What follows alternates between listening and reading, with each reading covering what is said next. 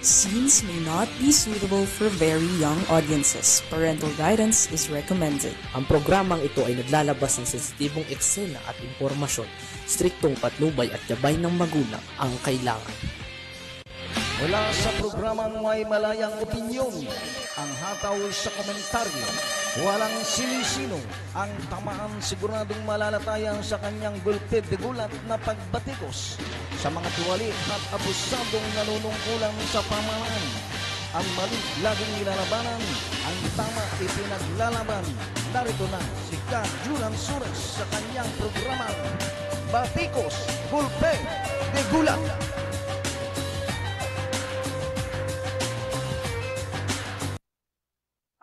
Okay, isang magandang hapon, Pilipinas, Luzon, Visayas, Mindanao. Shoutout tayo sa programang Gulpe de Gulat dito sa Kakampi Online. Siyempre, isang magandang hapon kay RV, kay Ma'am Pet Pineda Nicodemus, na sa mapagbalang araw ng Martes. Alas 2 hanggang alas 3 tayo ng hapon dito sa programa natin Gulpe de Gulat sa Kakampi Online. Ang assistant natin sa programa, si RV. Kanina napanood ko yung Pinoy Public Service, yung Chinoy, saka ni Mampe. Maganda yung kanilang talakayan, no? Alam niyo naman po, dito sa Kakampi, lagi kayong una, mga programa, ikangay, magbibigay ng aral, magbibigay ng informasyon, magbibigay ng maayos at parehas na balita. Yan, dito sa Kakampi Online. At siyempre isang magandang hapon, no, sa mga buhay nating mga bayani. Oh. Sige, subukan natin ilalabas. Oo, kaya RV, no, ng konti. Ano kaya yung yung report ko noon? Medyo nawala na sa loob ko. Si Ma'am si Hani, no, tungkol do sa pagbibigay ng ayuda, no, sa mga tignan ko nga yan. Medyo na magpasyata sa akin yan eh. Tingnan ko na kung saan parang eto ba yan, RV, yung mga tumulong sa mga nasunugan, pinasalamatan ni Mayor Hani Lacuna. Ito ba yon?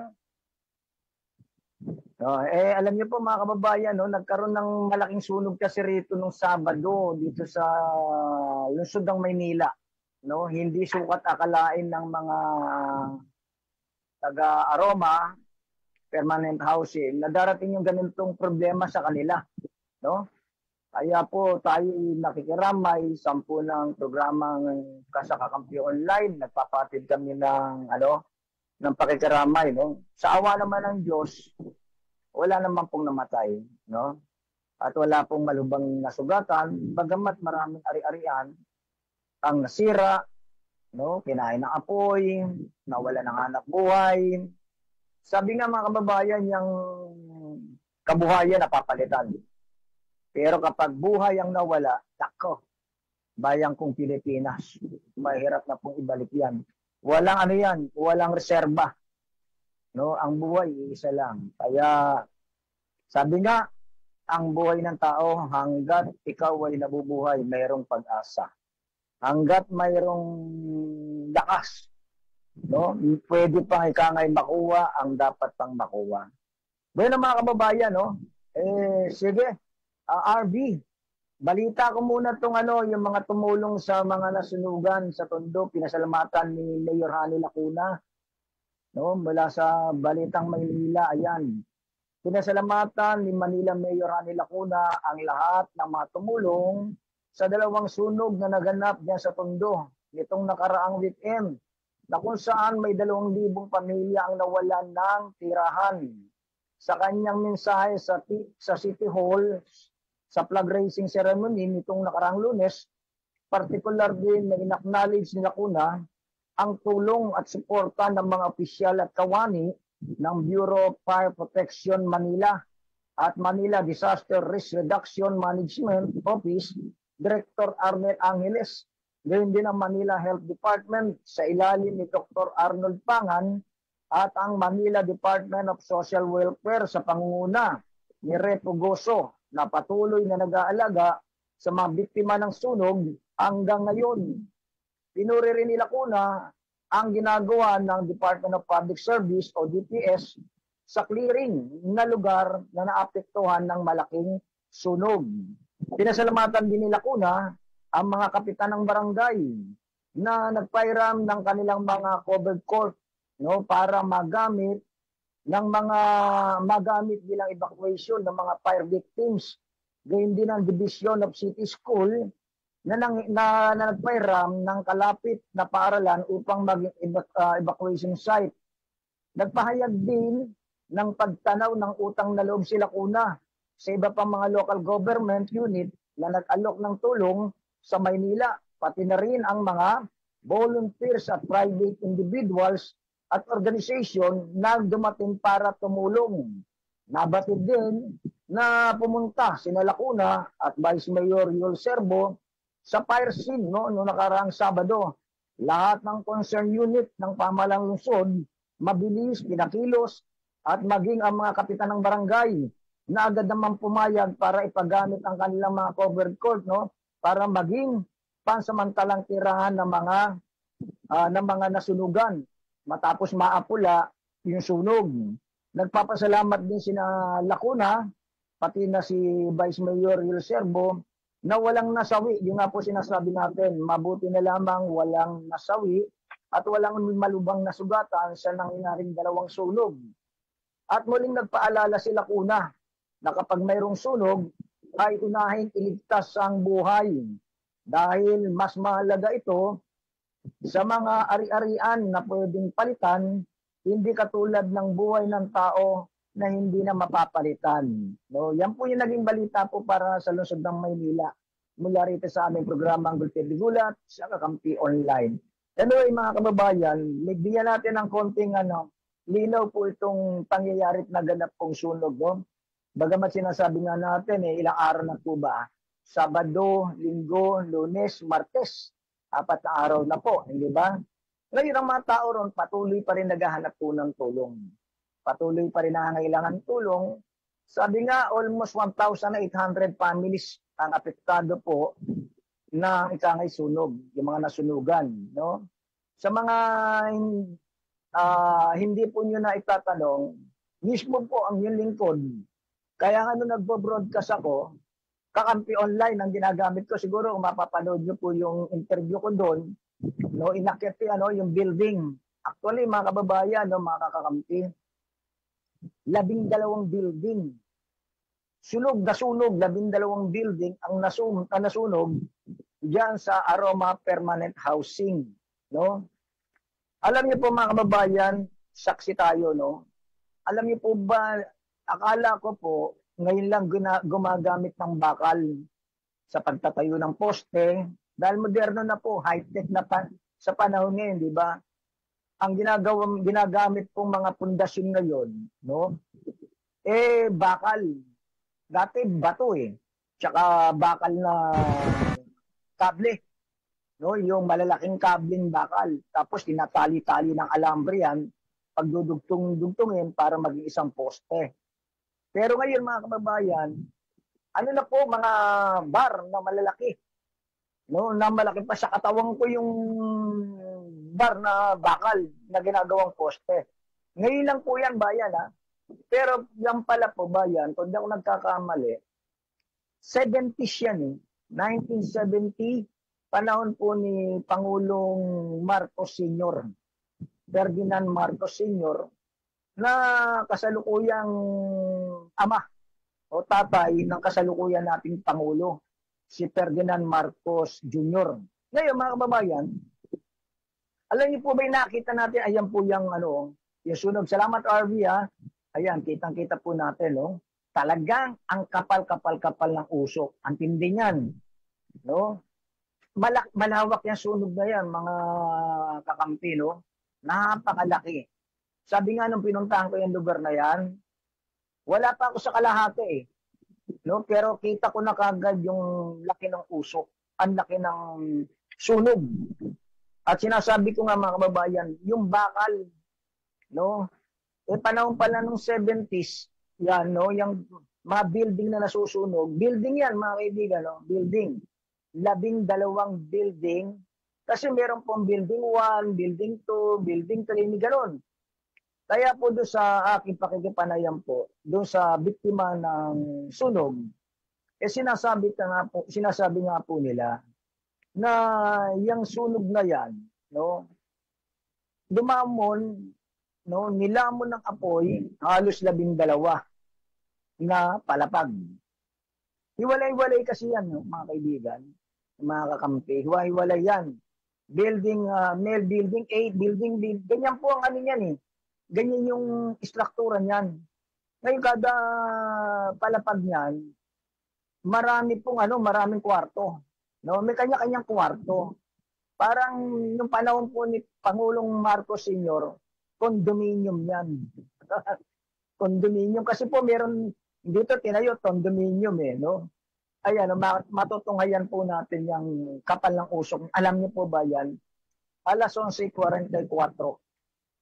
Nung masunog po yung Aroma Permanent Housing. Tawag po dyan, Aroma Permanent Housing. Naligaw pa nga ako kasi akala ko Happyland. Kasi hindi ko naman pumapuntahan niya nung araw ng Sabado dahil meron po tayong activities nung araw na yon na alam ko may sunog. Pero kapag kasi nagkasunog sa parting Road 10, yan po yung Road 10, no? Kung pupunta kayo dyan, mga kababayan, ang tumbukan yan, no, kung manggagaling po kayo rito sa Nabotas at pupunta kayo ng Rojas Boulevard, dadaanan nyo po yan. Road 10 na ngayon po yan ay Honorio Lopez Boulevard. No? Almost 1,800 families ang ikangay na biktima ng naturang sunog na yan. Ngayon mga kababayan, alam niyo po ba itong taon na to kung ilang beses nagkaroon ng sunog diyan sa Road 10? Yan po'y Barangay 105. No? Kaibigan po natin yung chairman diyan, si Chairman Lenny Reyes. No? Kabisado ko po yan lugar na yan kasi kapag nagbababa kami ng programa, nagbibigay kami ng tulong kahit wala pong sunog. Kasama po natin dati diyan si Chairman ng Philippine Reclamation Authority, si Bobby Muldong, no? Tapos po kasama natin si Karen Tinoco, nagbababa kami ng serbisyo diyan. Kaya kabisado natin yung paikot-ikot diyan, pasikot-sikot. Bagamat magulo, kaya tayo naman laking tundo, may pakisama, may kakilala, may kaibigan, may kumpare, may kumare. No? Kapag tundo ka, gala mo yan. Ngayon, sabi nga, yung lugar na yan, mga kaibigan, hindi lamang po yata 2 beses nagkakasunog. Kada taon. Kailan lamang po nagkaroon ng sunog dyan, no? Kung di ako nagkakamali, Marso, buwan ng Marso. Kailan lang? March. Happyland ang nasunog. Ngayon, Aroma. No? Bilangin niyo po. Ngayon ang tanong tayo dyan, bakit nasusunog? Ito, gaya nga po kahapon na nag-broadcast ako sa DWAD, naalala ko na naman itong internet. Kaya ilang araw yata kami walang internet sa kakampi. Ganon din po sa DWAD. No? Halos lahat yata po, pagdating sa internet, problema yan sa Pilipinas. Ngayon, mga kaibigan, yan lugar na yan, no? Sinasabi nga po natin, bakit nasusunog? Yan ba'y nasusunog o sadyang sinusunog? May nagsasabi, dapat daw po, kung mo yan delinquenting lugar, no? Kung mo yan medyo panganib na lugar kasi malapit po sa dagat yan. Kaya alam naman po natin itong ating bansa, dalawin na rin tayo ng lindol at baha. No? Malapit po sa dagat yan.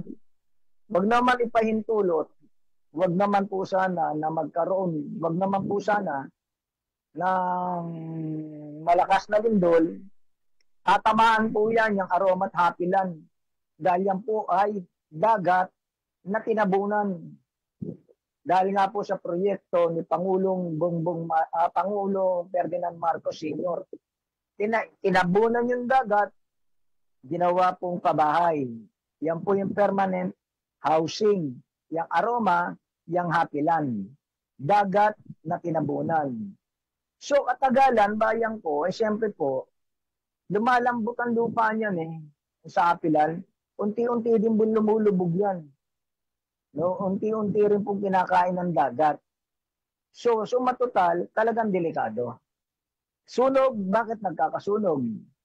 Ngayon sa mga kakampi natin, no, maski na po ang yung lingkod, hindi rin ako makapagbigay ng tamang detalye ano ang dahilan ng sunog. Siguro po doon sa nakapanood ng video natin na pinuntahan natin mismo, yung nasabing lugar, marami tayong nakausap, no? Nagtatanong tayo ano ang pinagmulan ng sunog, no? Ang sabi po ng mga nakakausap ko, tagaro na, negatibo rin sila, negative. Wala silang mabigay na detalye, maski na po police report, di ba, yung Bureau of Fire Protection, yung Arson Division, wala sila ring konkretong dahilan ng pagkasunog. Dalang kung sinasabi, ang pinagmulan, pwedeng sa kuryente, jumper. Kasi po wala talagang bihira may kontador dyan. No, karamihan po dyan, nakasabit yung kable ng kuryente doon sa kable ng Meralco. So marami po dyan bayan, walang kontador. Kapag walang kontador, jumper. Kapag overload yung kuryente, sasabog, mag-short, magkakaroon po ng sunog. Isa yon. Ano pa? Yung pong hanap buhay dyan sa Smoky Mountain, Hapilan, Aroma, alam niyo po ba ang trabaho at hanap buhay ng mga tao riyan? Una po, junk shop. No, pag nadaan kayo dyan sa Road 10, buka na palang makikita nyo na puro plastic. Plastic. Papel. Bakal. Kung ano-ano pa po. No? Galya ng hanap buhay dyan. Tangsuan. Ngayon, ano sabi po ng isang tanong ko? Bukod doon sa jumper, ano pa naging dahilan? Meron daw po nagsusunog ng kable. O alam niyo po ba, baka sasabihin niyo sinusunog po yung kable ng kuryente na ginagamit po natin sa ilaw. Hindi po 'yon. Yung mga kable, no? Yung po mga kable ng kuryente na ninanakaw. Sabihin na natin, kable ng cable, kaya karamihan tayo, wala tayong internet, ninanakaw po yung kable niyan. Yung kable ng kuryente, kable ng PLDT, ninanakaw yan. Na mga, hindi naman lahat, ng mga tagaron sa Aroma. Hindi lahat, ha? Hindi lahat. Meron po dyan mga, sabi nga, may masasamang ugali. Hindi lahat. Ang hanap buhay, mananso. Magnakaw ng kable ng cellphone, magnakaw ng kable ng PLDT, magnakaw ng kable ng Meralco, at kung ano-ano pang pakikinabangan. Pagkatapos mga kaibigan, susunugin. Magsusunog sila mismo doon sa lugar na marami pong bahay. Isa yun sa pinagmulan. Talaga naman mga kaibigan, mga kakampi, kilo-kilo. Hindi yung sasabihin mong pinulot lang yung kable ng kuryente. Hindi po, kilo-kilo kung magsunog po ng kable dyan. Pinagbawal na rin yan yung pagkakaingin. Isa pa yung pagkakaingin. Alam niyo po ba, di ba alam natin kaingin yung mga puno na natutuyo, hindi ba? Sa gubat, sinusunog para maging uling. Ganon din po dyan sa may Aroma. Ganon din po sa may Hapilan dahil ibinibenta yung uling. Maghanap sila ng mga ginigibang bahay. Yung mga coco lumber, mga may-aning na kahoy. Magsusunog sila ro, susunugin nila yun at gagawing uling. Isipin yung alipato niya. Alam niyo po ba alipato? Yung baga na lumilipad. Di ba? Kapag nagpaparikit tayo, gamit natin kahoy. Di ba? Minsan pag hinipan natin, umaalibuga yung alipato, yung may baga. Pwedeng pagmulan po ng sunog yun. Lalo na yung lugar po ng maraming lugar dyan sa Aroma, plastic ang negosyo. O pag nadapo yan doon sa plastic, sa papel, ano madaling magdinga, sunog. Isa po yan sa pinagmumulan. May tanong, lagi may tanong, ano ginagawa ng gobyerno? Alam na palang delikado, alam na palang may pwedeng pagsimulan ng sunog, kapahamakan, ano ginagawa? May sagot na rin tayo dyan. Sabi ko nga, kompleto po armas natin ang pumunta tayo sa site. Tinanong ko po, kahit na alam ko na ang sagot. No? Yung ibang mga taga-reyan sa Aroma at Hapilan, nirelocate na po. No? Nagkaroon na sila na relokasyon kasi inalis na iba dyan eh. Inalis na po ibang nakatira dyan. No? So mga kababayan, dinala sila sa parteng Cavite, Bulacan, no? Diyan po yung nagkaroon ng relocation site. Doon sila dinala. Ang tanong, may tanong bakit parang hindi nawala yung mga taong inalis doon at inilipat sa mga lugar na paglilipatan na hindi magiging panganib para sa kanila? Alam niyo po sagot? Yung iba dyan bayan, nagbalikan uli kung saan sila inalis.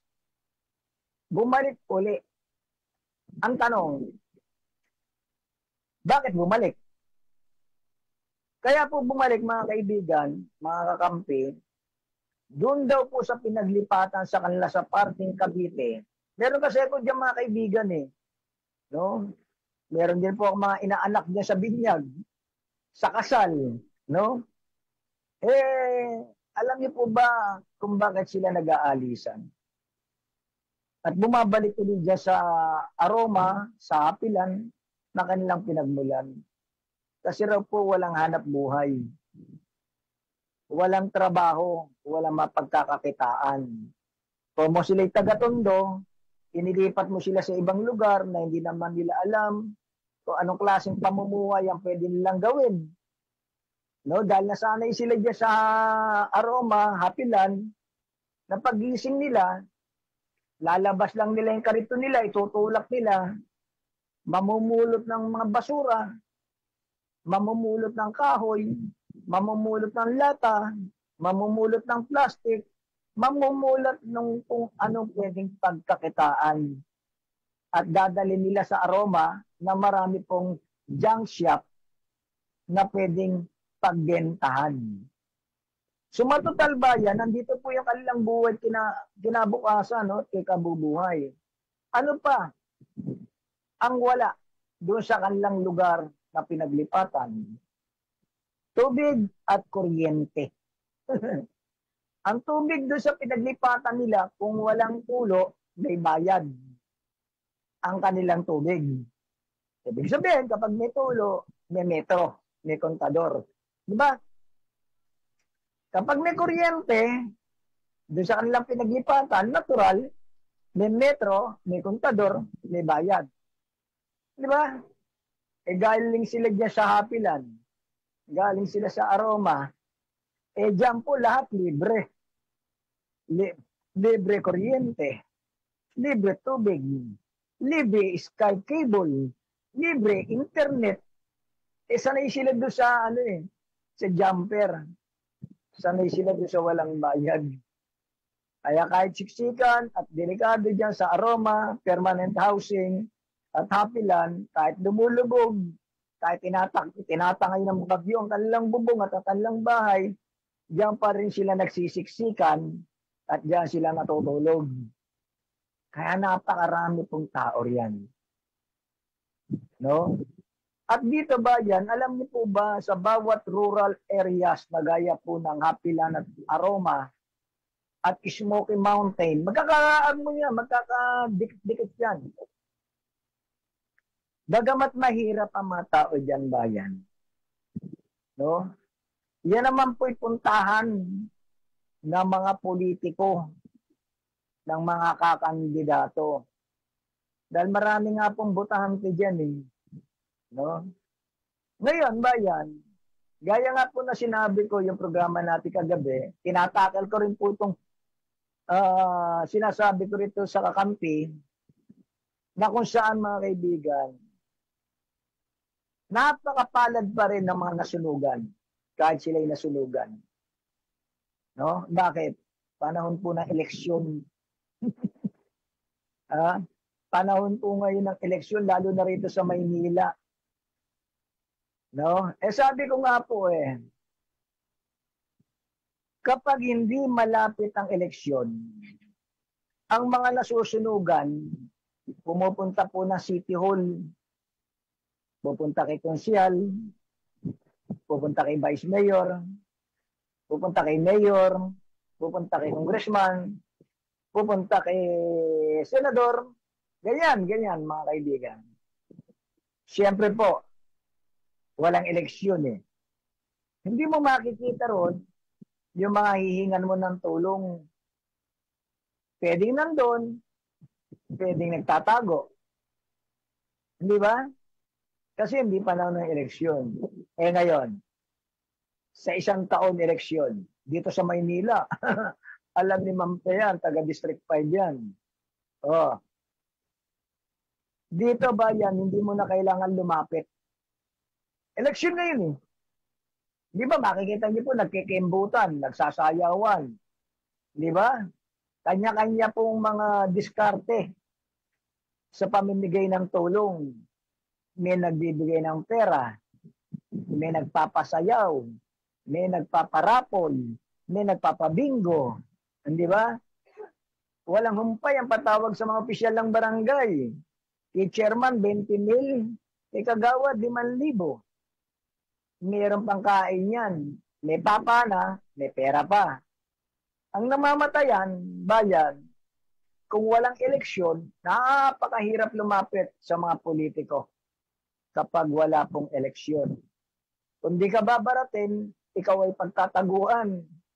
Pero ngayon, election time, eleksyon sa isang taon, andyan si mayor, andyan si vice mayor, andyan si konsyal, andyan si congressman.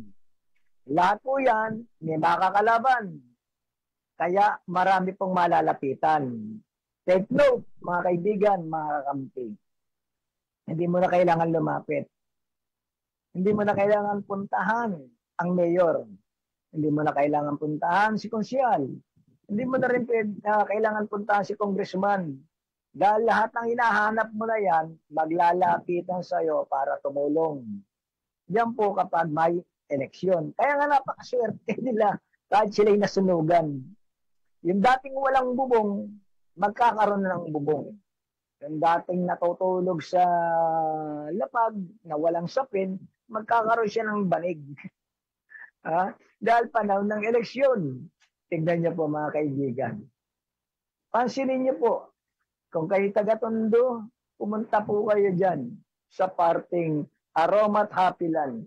Makikita nyo yung mga kandidatong tatakbo namimigay ng kusang loob. No? Sabi nga bayan kanya-kanya silang diskarte sa pagbibigay. Dito, palakihan. Sabi ko nga ngayon, tataasan ni bidding. Magkano binigay niyong kalabang kong mayor? Nagbigay na 5,000. O sige, magbibigay ako 10,000. May bidding. Si congressman, magkano binigay? Nagbigay 10,000. Ganon. Magbibigay ako 20,000. Si konsyal, magkano binigay? Ganito. Sige, tataasan ko. Panahon ng eleksyon Nagbigay ka na, sisiraan ka pa. Ganon. Alam niyo yan ni Mampi. Dito nga po, ito po, isang kwentong buhay din to.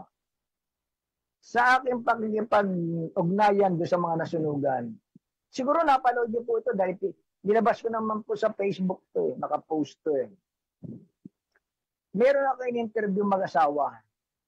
Nasunugan sila. Nilapitan. So sabi ko, ano tulong sa inyo ng mga barangay at mga kandidato? Sagot, wala pa. Sa bagay, nagkasunog, Sabado eh. Natapos yata yung sunog, mag-aalas 4 eh. Yung total na wala na pong sunog, siyempre kinabukasan na, Linggo, punta ako. Talagang sinudjud ko po yung mga lugar na yon na meron akong maibalita. Ngayon sabi ko doon sa dalawang mag-asawa, may edad na sila. Meron na bubang tulong na nakarating sa inyo? Wala pa. Kung ano ginagawa ng barangay? Sabi kinukuha pa yung mga pangalan. No? Dahil, totoo naman, kasi doon sa laki ng sunog, mga kaibigan, hindi ka pwedeng lista lang ng lista. Una, titignan mo yung listing ng barangay. Ilan ang populasyon diyan sa Aroma Permanent Housing? Ilang building ang nasunog? Sabi ko nga, 12. Alam niyo po yan, 12 yan, bayan, na building. Ilan sa isang building, ilan na nakatira? Di ba? Sa isang kwarto, ilan ang tao? Kasi diyan po sa Pilan Bayan, ang isang kwarto, ang nakatira diyan, kundi 5 pamilya, 7 pamilya hanggang 10. No? Ganyan karami ang tao ron sa isang kwarto, ha? Oh. Palagay mo po yung isang building, 3 palapag. 3 palapag, 1, 2, 3, baka higit pa. Oh. 3 palapag, tapos sa isang palapag, ilang kwarto? Oh, ilang kwarto ang isang palapag? Ilagay mo na sa 20. Ilagay mo na lang sa 20. Malalaki kasi, malawak eh. 20. Sa 24, sa 20, na kwarto, lagyan mo na lang na 5 pamilya. 5 times 20 equals 100. Sa isang palapag, 100 katao. Doon sa isang daang katao, ang pamilya ilagay mo na lamang po sa 5. Di 500 na kagad. Doon pa lamang po sa isang palapag. 2 palapag, 1,000.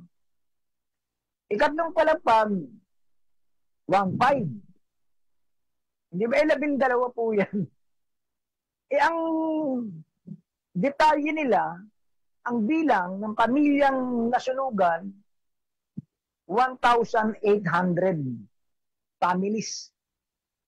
Nung makita ko po yung bayan, sabi nung kausap ko, tinanong ko, ilang pamilya ang apektado? Sabi, 500, hindi lang ako. Hindi, kasi po siguro, under shock pa yung no, medyo shock pa yung nasunugan dahil ang bilang niya siguro 500 lang yung nasunugang pamilya. Nung makita ko yung lugar, hindi pa ako nakakagitna. Sabi ko, tansya ko rito mga 2,000. Higit pa. Naglabas ng total ang Manila City Hall, 1,800. Yung palang yung lista nila, 1,800.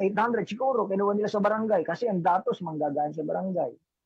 So, ganun po yun, bayan. No? Ganun po. Ngayon, nagpalabas po ang City of Manila sa pamumuno ni Mayor Lacunang ng yellow card. May tawag po yan, yellow card. Bawat isang pamilya, meron pong yellow card na tinatawag. Nakatunayan, biktima ka ng sunog at may market claim ka. No? Ito po yung balita ko po kanina, parang kada isang pamilya po, ito ulitin ko po, isang pamilya. Magbibigay po ng 10,000 kung di ako nagkakamali. Sa isang pamilya na nasunugan, 10,000. Yan po yung talaga binibigay po sa mga nasunugan eh. 10,000. Oh. Ano po yan? 1.8. Ganong ano yun? Di parang 1.8 million, di ba? Kung di ako nagkakamali, 1.8 million yung magiging doon sa 1,800 na families. City of Manila pa lamang ang tumulong doon. Oh. Ngayon, mayroon pang kandidato, gaya ni Isko. Nagpapaputo kanina si Isko, 5,000 yata ang bigay niya kada sa mga nasunugan. Oh, mayroon pang tatakbo, di ba? Si JB ba yun, yung isang tatakbong mayor, galante rin yun. Namimigay, ewan ko, nabigyan si Mampe. Namimigay sa bawat taga-district 5 yata to o taga-district 3. Galante to. Kailan lang nung linggo yata, nakita ko niya si Moriones. Namumudmud ang pera. Sa mga senior yata, 2,000. Yan sa parting Moriones. Tapos may bigas. Tapos may dilata. Ang dilata niya, spam. Imported na dilata. Isa pa lamang po yan, Sino pa yun? Binabanggit kong mayor na tatakbo. Yan, sila Kuna. Si Isko. Tapos si SB yata pangalan nito. Yung congressman. Tatakbong mayor. Tatlo pa lang. Itong si Sinaida Angkin. O binililitaw pa dyan. Ito si Sai, Michael Sai, no? 5. O meron pa yata yung isang tatakbo. Tamundong yata apelyido nun. 6. Pero sa palagay ko, bayan ko yung mga nasunugan, kahit nasunugan sila, sa palagay ko, medyo mingit lang labi nila kasi kahit pa paano makapagsisimula sila. No, doon po sa makukuha nilang tulong sa mga kababayan natin, lalo na mga lingkod bayan. So, nakita ko nga pala, kasi mga kaibigan, binanggit ko nga po, yung binabalita ko kanina. 2 sunugan na ganap po sa sa Maynila. Kagabi, may sunog ulit sa parting balik-balik sa Sampaloc. Kaya pala ang traffic. Galing ako ng Mandaluyong. Pagdating ko dyan sa may parting Mindiola, talagang hindi umuusad yung yung sasakyan, traffic. Yung pala may sunog. Kaya mag-iingat po kayo sa sunog. Sabi nga ni Kuna, di bali ka ng masunugan. Ang gamit, napapalitan, ang buhay, walang kapalit yan. Hindi napapalitan. Kaya pag may sunog, unahin nyo na yung sarili nyo, itakbo. No? Dahil ang buhay, hindi napapalitan, ang gamit, ang material na bagay, anumang oras, pwedeng mapalitan yan. So, balikan po natin itong sunog. Yan po sa may parting Aroma. Yan po parte ng buhay yan. Nakikiramay po ang kakampi sa pangyayari na ganap yan po sa Aroma Permanent Housing. Sana po mag-iingat-ingat kayo kasi taon-taon nasusunog yan lugar na yan alam niyo naman po rito sa Maynila, maganda po yan magandang lugar yung yung parting Aroma at Hapilan. Alam niyo po yung Macro, yung dating bago nagkaroon ng Super 8 at Pure Gold. Macro muna, yung bili yan ng mga imported na dilata, bigas, etc. Kung ano yung nabibili nyo sa Pure Gold, naon na yung Macro. Yung Macro, bayan, panahon din yata ni Marcos yun. O ni Ramos. Tinayuan yung dagat, tinabunan, ginawa pong supermarket. Alam niyo naman po, mahal ang lupa rito sa Maynila. Napakalawak po niyang yung Aroma at permanent housing na pwede pong pag-interesan. Alam naman po natin sa panahon na yun, dati sa batas natin, sa saligang batas, hindi pwedeng magkaroon ng pag-aari ang mga dayuhan para magkaroon ng sariling lupa rito sa bansa. Ngayon, bayan ko, tignan nyo po yung mga Chinese. Ayan, pinanonood ko nga yung hearing sa Senado. Tignan nyo po yung mga nagme-ari ng lupa. Sa Porac, sa bandang Tarlac, sa parte ni dating Senator Enrile, yung mga lupa po, pag-aari po ng Inchik. Lalo na po yan sa may Aroma at Hapilan. Dugtungan po niyan dagat. Karugtong niya na botas. Pag tinayuan po yan ng ng building ng mga Chinoy, tayuan ng pogo yan. The commercial area po yan, lugar na yan. Mahal ang lupa yan. Kaya hindi ko rin maalis sa isipan ko na yung lugar ng Aroma at Hapilan, talaga naman po baka unti-unti hindi mapaalis Hindi ba? Paano titiran yung building na nasunog? Sabi ko nga po, yung mga pundasyon na bakal bumaluktot. Kalaki nun, gaposte, kalaki nun. Hindi mo maaakap yung bakal na poste. Yung ginawang pundasyon. Sa laki ng bakal, binaluktot ng apoy. Nabaluktot. Saan titira ngayon? Yung iba naman po dyan, hindi naman lahat. Iba dyan natutulog na lang sa simyento, sa kariton. Kasi nandun nga hanap buhay isa pang buhay na katotohanan, si Isko. Si Mayor Isko Moreno.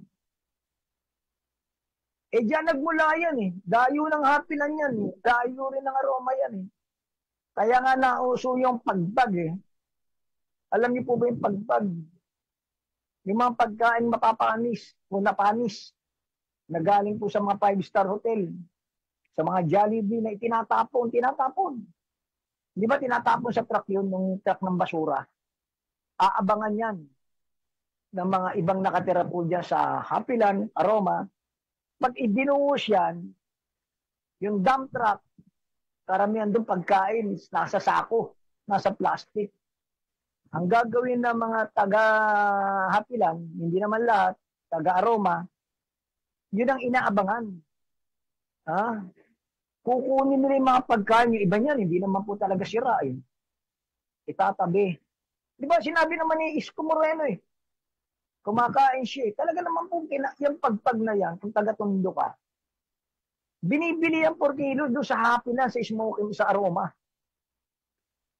Yung manok, yung lechon, pakukuluan lang nila yun. Pakukuluan nila ng kulong-kulo yun. Nakakain na ba kayo ng yung parang, yung hinimay na karne? Yung hinimay na karne, hinihimay. Karamihan po, ganun ang ginagawa, yung manok, hinihimay ng maliit. Hihimayin yun, tapos, i-adobo, kung ano mang gustong luto yun, ipiprito, hihimayin yun, pera, kinakain nila yun. At sinabi nga, bayan lahat ng makikita mo dyan sa parte ng Aroma, pagkakaperahan. Ngayon, isa yan sa nagiging dahilan. Kasi wala ka namang super kalan, wala ka namang gasto, mahal yung kalan, mahal ang tangke, mahal yung crudo, mahal yung gasolina, kerosene. Anong gagawin mo? Di mamumulot ka ng kahoy-kahoy, pampaparikit mo. Di, po yan, medyo delikado. Pagmumulan ng sunog. Pero, andyan ang kabuhayan nila. Yan sa Aroma. Andyan yung buhay. Take note, mga kaibigan, halo-halo ang tao dyan. Kapag hindi ka kilala ng mga tao dyan na pumasok baka magkaroon ka ng nawasa sa gilid ng tagiliran mo. Hindi ka pwedeng basta papasok dyan. Hindi pamilyar ang mukha mo. Alam naman po natin yung tokhang, ang dami din na tokhang dyan. Talaga naman pong pugad po yan ng hindi naman lahat. Halang ang bituka ng mga tao riyan. Karamihan dyan, Bisaya, may Muslim, may Ilocano, halo-halo tao dyan. Kaya halimbawa po yung mga jumper din po sa truck, yung mga nanunungkit na mga gamit sa truck. Halimbawa, dumaan yung truck, punong-puno yan ng kargamento, bakal, bigas, kung ano pa, aakatin yan. Karo na yan dyan, takbuhan po dyan. No? Ano po yan lugar na yan? Delinquente. No? Sabi nga mga kababayan, wala di ba? Dapat talaga pagtuunan ng gobyerno yung mga taong nakatira dyan sa Hapilan, Aroma. Bilangin nyo, wag naman po sana maulit. Huwag naman sana maulit. Ngayon pa lamang bayan ko, September. September, October, November, December. Huwag naman po sana. Hindi pa natatapos ng taon na to. Barangay 105, diyan po sa Road 10, Honorio Mel Lopez Boulevard ngayon, lagi po diyan may sunog. Lalo na kapag magbabagong taon. Nasa September pa lamang tayo mga kaibigan. Wala pa tayo sa October, wala pa tayo sa November, wala pa tayo sa December. Lagi na lamang po may sunog sa lugar na yan. At kapag nagkasunog, hindi maliit, malaki. Malaki po ang sunog lagi nangyayari yan. Kaya nakita niyo po, pati helicopter, tumulong. Kumuha ng tubig sa dagat. Yung tangke, yung pangkuha ng tubig, sinlaki ng tangke yata ng bumbero yun, fire truck. Pati para lang maapula yung, yung sunog. Mamatay, tumulong na po yung, yung helicopter ng Philippine Air Force para po maapula yung sunog dyan sa Aroma. No? Sana maging silbi pong aral to kung meron man pong pagkadala ang mga tao dyan po sa hindi kayang kontrolin ng barangay. Maniwala po kayo. Kasi sa kabilang kalsada po yung yung barangay Kung halimbawa po, andyan po tayo dyan sa studio ng kakampi. O andyan yung portion ng ng Hapilan. Tapos tatawid ka pa sa kalsada, gaano kalayo. Ang tatawiran mo para makarating ka ng Hapilan, lalabas ka ng Pasay. Di ba Libertad, doon sa Libertad mismo, in Pasay, para makatawid ka doon sa Aroma. Meron uling dalawang kalsadang malaki. Kung halimbawa po ang kakampi nandun po sa loob, bago ka makarating sa Aroma, tatawid ka pa ng dalawang malaking kalsada